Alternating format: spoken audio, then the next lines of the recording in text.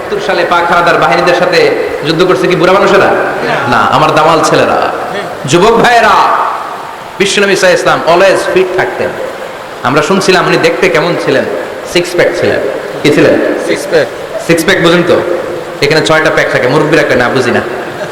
আচ্ছা, 6টা প্যাক মানে খুবই স্ট্রং, খুবই স্ট্রং ছিলেন। সুবহানাল্লাহ পড়েন। ওয়া কানা কাফফুহু আলিয়ানু মিনাদ দিবাজ। বিষ্ণুবীর হাত, এই হাতের তালু রেশমের কাপড়ের চেয়ে বেশি সফট ছিল। সুবহানাল্লাহ। Softer than silk, softer than silk, সিল্কের চাইতেও বেশি সফট। সিল্কের কাপড় চিনেন না? জর্জেটের কাপড়, ধরতে কোমল লাগে, মোলায়েম লাগে। বিষ্ণুবীর হাতের তালু এর চাইতেও মোলায়েম। এই জন্য এই মোলায়েম হাত যদি কেউ মুসাফা করার সুযোগ পাইতো, কেউ আর হাত ছাড়তে চাইতো না। আর বিষ্ণুবীর অভ্যাস ছিলেন, বিষ্ণুবী কারোর সাথে মুসাফা করলে, যার সাথে মুসাফা করেছেন উনি হাত টেনে না নিলে বিষ্ণুবী ওনার হাত টেনে নিতেন না। আল্লাহু আকবার পড়বেন না? কি অসাধারণ ব্যক্তিত্ব ছিল। হাতের তালু ছিল সফটার দেন সিল্ক। ওয়া কানা রাবাআতান মিনাল কওম লাইসা বিত-তাবিল ওয়ালা বিল কাসীর। বিষ্ণুবী দেখতে একজন মাঝারি গড়নের লোক ছিলেন, খুব লম্বাও না, খুব খাটোও না। খুব বেশি লম্বাদেরকে ভালো লাগে? কথা বলে তাকে দেখে গেলে টুপি পরে যাওয়ার সম্ভাবনা আছে। খুব খাটো যারা, এদেরকেও কিন্তু দেখতে অতটা ভালো লাগে না। বিষ্ণুবী ছিলেন ব্যালেন্সড, মাঝারি ধরনের। লাইসা বিত-তাবিল ওয়ালা বিল কাসীর। কিভাবে আল্লাহ চুজ করেছেন ওনার প্যারা হাবিবকে, পড়েন সুবহানাল্লাহ। ওয়া কানা আযহারাল লাউন। ফর্সা রঙের মানুষ ছিলেন, ব্রাইট কালার। কি কালার? Bright colour. সিভি যারা লিখেন কারিকুলাম ভিটা, ওইখানে স্কিন কালার লিখতে হয়। আপনি কি ফর্সা না কালো? কালো হলে ব্ল্যাক কালার, ফর্সা হলে ব্রাইট কালার। বিষ্ণুবী ছিল ব্রাইট কালার, ফর্সা রঙের মানুষ। কতটা সুন্দর ছিলেন! অনেকে বলে সাইয়েদনা ইউসুফ আলাইহিস সালাম বেশি সুন্দর। না না, বিশ্বনবী সাইয়েদনা ইউসুফ আলাইহিস সালামের চেয়ে অনেক গুণ বেশি সুন্দর ছিলেন।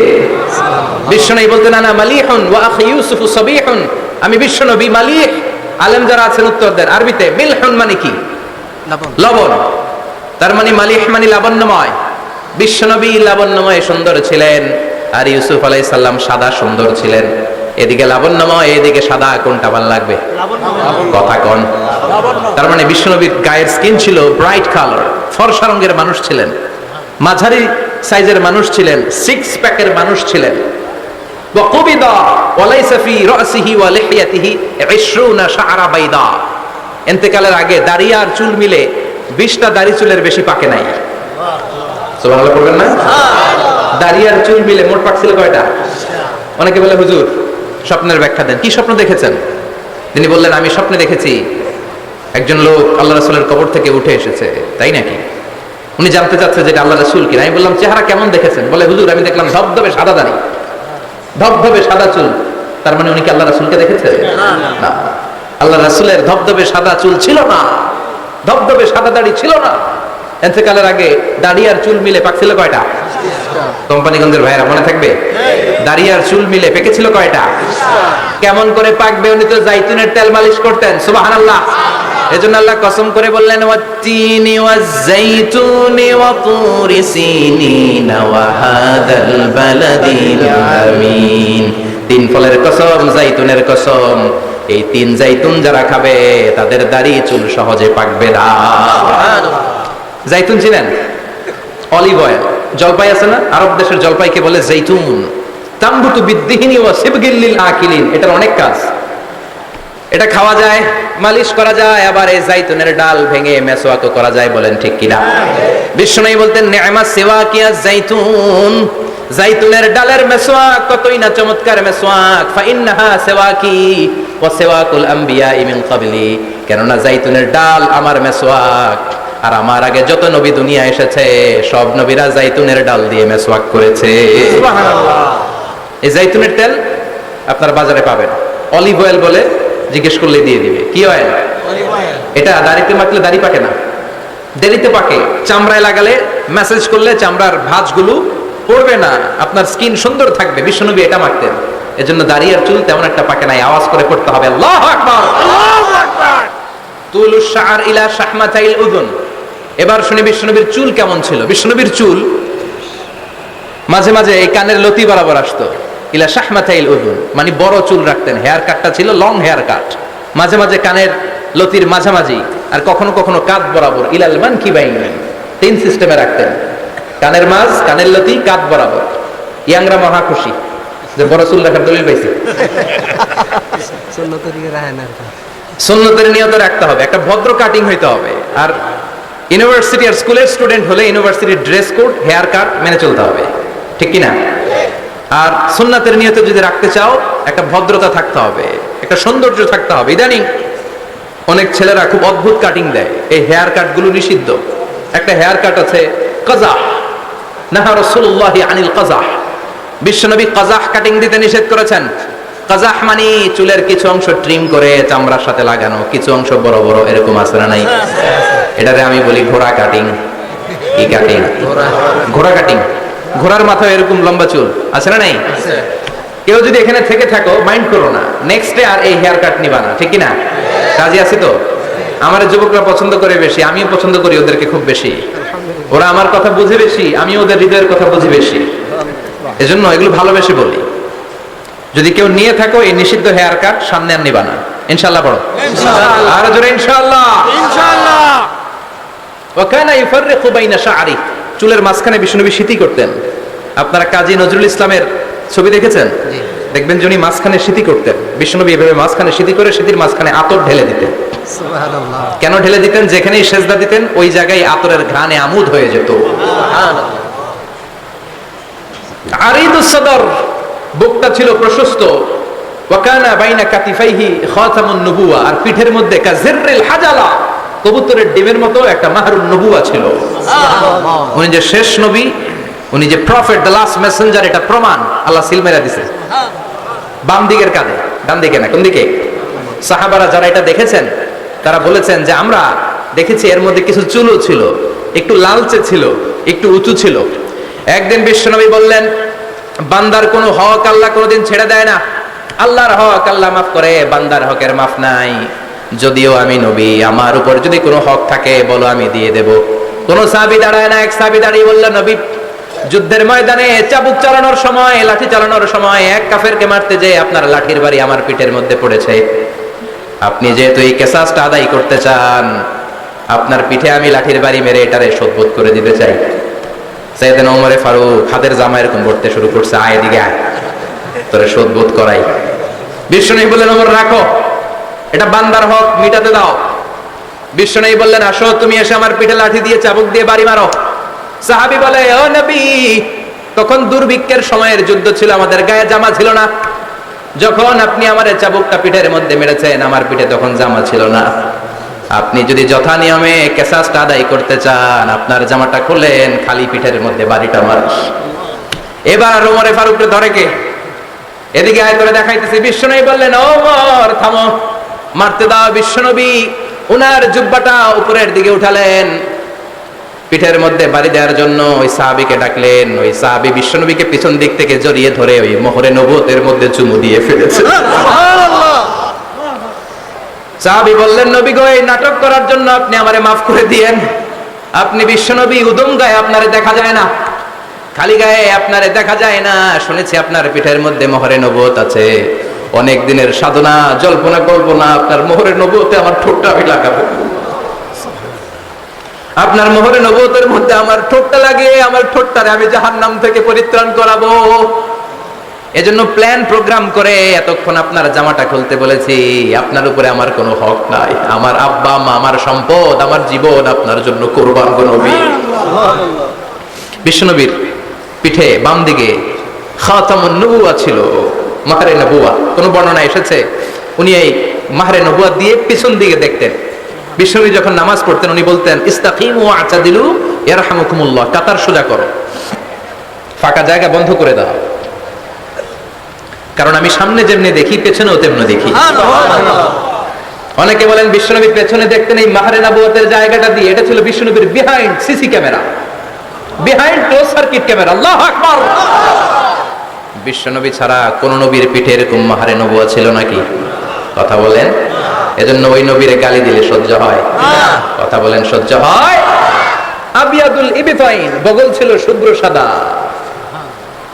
আমাদের বগল কি সাদা? দুর্গন্ধ, কুৎসিত, কালো, তাই না? বিশ্বনবীরটা কালো? কথা কন, শুভ্র, সাদা। আমরা দোয়া করি এভাবে। বিশ্বনবী মাঝে মাঝে দোয়া করতে করতে বৃষ্টির জন্য যখন দোয়া চাইতেন, আরাফার ময়দানে যখন দোয়া চাইতেন, দোয়া করতে করতে হাতটারে উপরের দিকে করতেন। সবাই এরকম হাত তোলেন, সবাই হাত তোলেন। বিশ্বনবী মাঝে মাঝে আবেগের চোটে এইখান থেকে হাতটা এই জায়গায় নিয়ে যেতেন। সুবহানাল্লাহ। বিশ্বনবী যখন হাত আবেগের চোটে উপরের দিকে উঠাতেন, বিশ্বনবীর বগল দেখা যেত। সাহাবারা বলতেন হাত্তা ইরা বায়াদু ইবতাইহি, এই সুযোগে আমরা দেখতাম ওনার বগলটা ধবধবে সাদা, কোনো দাগ ছিল না। মুস্তাওয়াল জাবিন, প্রশস্ত ললাট ছিল।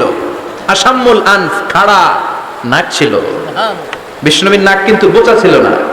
এরকম চ্যাপটা নাকরে আপনারা কোম্পানিগঞ্জে কি বলেন? চাকমা, কি নাক? হ্যাঁ, বুসা, নাক বুসা বা বোচা। বিশ্বনবীর নাক এই চাকমা স্টাইলে নাক ছিল না, খাড়া ছিল, খাড়া নাক ছিল। সুবহানাল্লাহ। মুফাল্লিজুল আসনান, দাঁতগুলো ছিল পরিপাটি। বিশ্বনবীর দাঁতের দিকে তাকালে, বিশ্বনবীর হাসির দিকে তাকালে মনে হতো হাসিতে যেন মুক্তা ঝরে। বিশ্বনবী দেখতে কেমন ছিল আন্দাজ পাচ্ছেন না মোটামুটি? এই চমৎকার দেহটা নিয়ে যখন আয়নার সামনে দাঁড়াতেন, বিশ্বনবী জোস জোস পোজ দিতেন না। এখনকার ছেলেপেলেরা বলে আয়নার সামনে দাঁড়াইয়া দেই জোস জোস পোজ, আছে না নাই?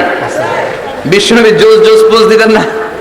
বিশ্বনবী আয়নার সামনে দাঁড়িয়ে বলতেন আল্লাহুম্মা হাসানতা খালকি ফাহসিন খুলুকি, ও আল্লাহ আমার চেহারাটা যেমনি আপনি সুন্দর বানিয়েছেন, আমার হৃদয়টারেও সুন্দর করে দেন। What a attitude, what an attitude! কি অ্যাটিটিউড ছিল না!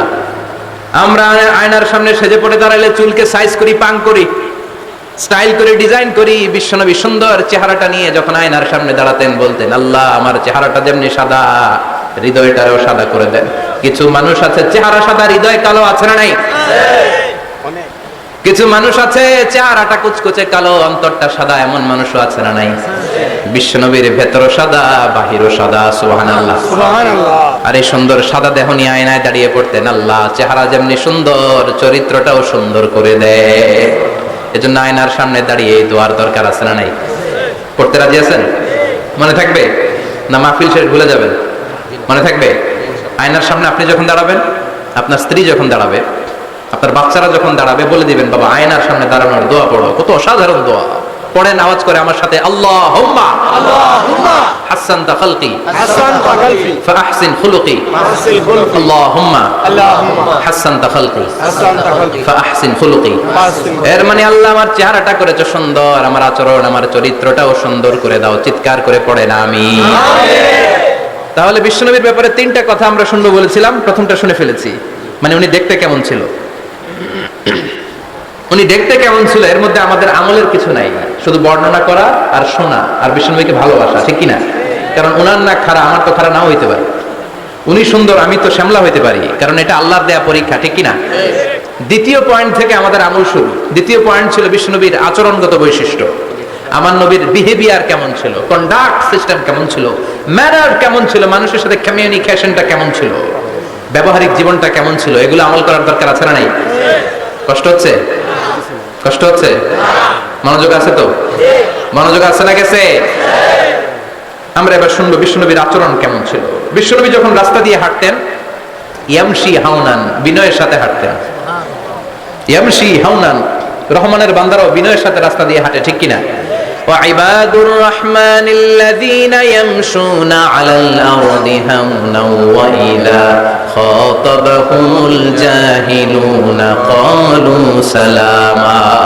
রহমানের বান্দারা যখন রাস্তা দিয়ে হাঁটে, বিনয়ের সাথে হাঁটে, তারা অহংকার প্রদর্শন করে না, মানুষের সাথে বিনয়ের সাথে রাস্তা দিয়ে হাঁটে। এজন্য রাস্তা দিয়ে যখন হাঁটবো বিনয়ের সাথে হাঁটবো। রাজি আছেন তো? নাকি অহংকার প্রদর্শন করে হাঁটবেন?